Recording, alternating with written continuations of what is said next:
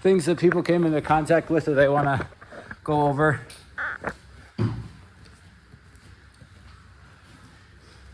Anything? One of the things that I want you guys to think about is like when we're going from half guard, okay, the biggest thing that we can't allow is for your opponent to get crossed by a guy. So can I use you, Hugo? So Hugo's gonna go down in half guard. Okay. When I'm like this with Hugo, this is really a great position for Hugo because Hugo can use his frames to keep elevating me this way, which gives him this underhook. Okay.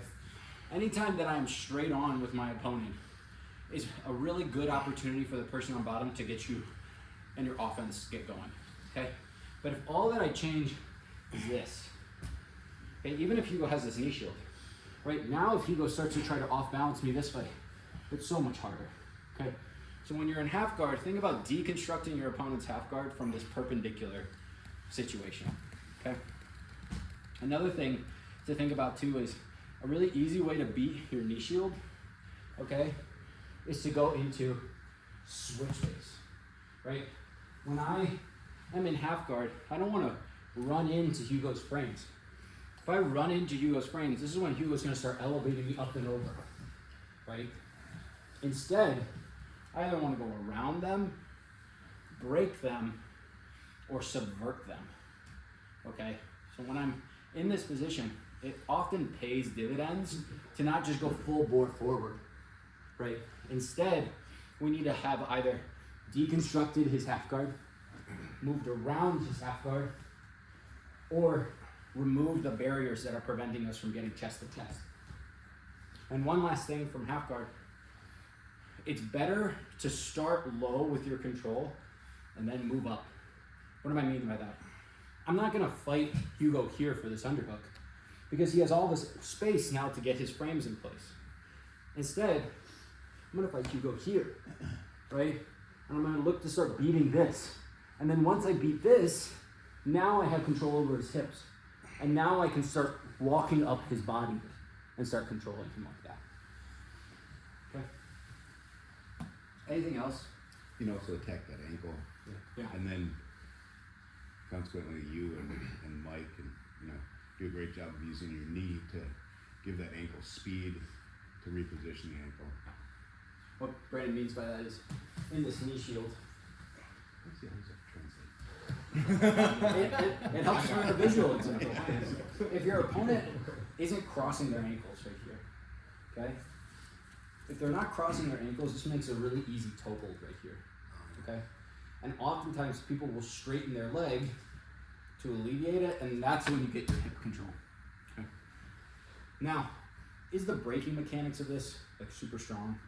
No, because it's really easy for Hugo to break this. Like, he'll just extend away. But the feint is what gets you chest to chest or chest to hips.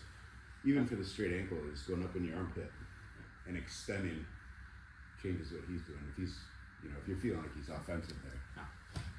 A couple of things about the single leg X. So one of the most common mistakes that I'm seeing in our morning drilling is that you guys are going for this straight ankle right on their calf. Yeah, that's okay.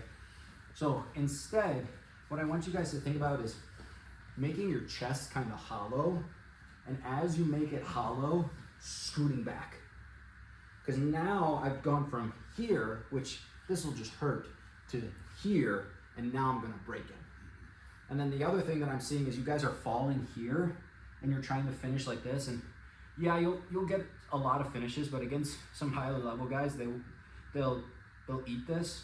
Instead, once I'm here, I want you guys to shoot your elbow through like this. Notice how high my hand is up on my chest. Now from here, it doesn't really matter how I hold my hands.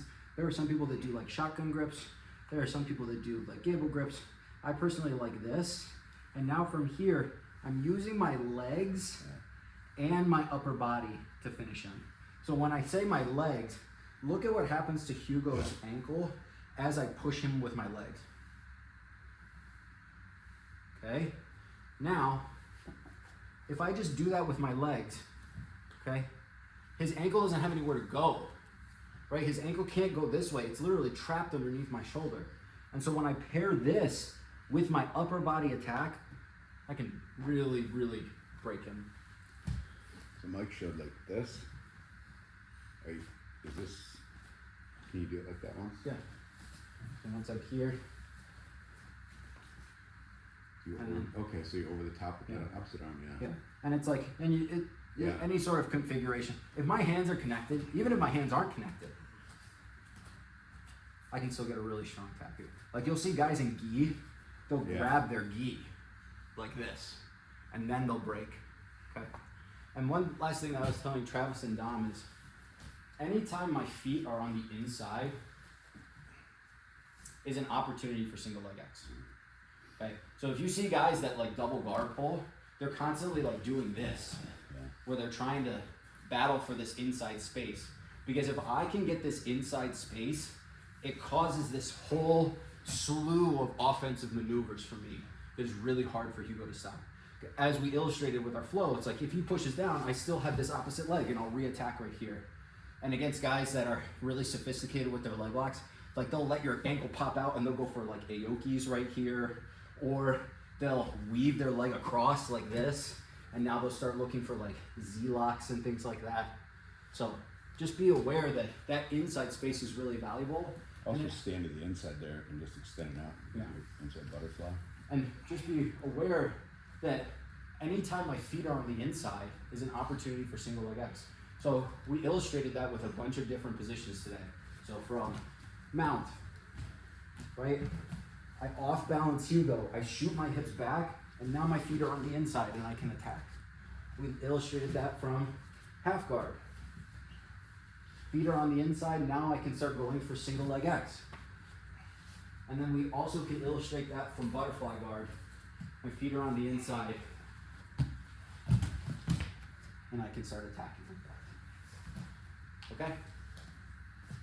Let's get a picture and get out of here. I'm good. 1, 2, 3. Thank you all so much for coming.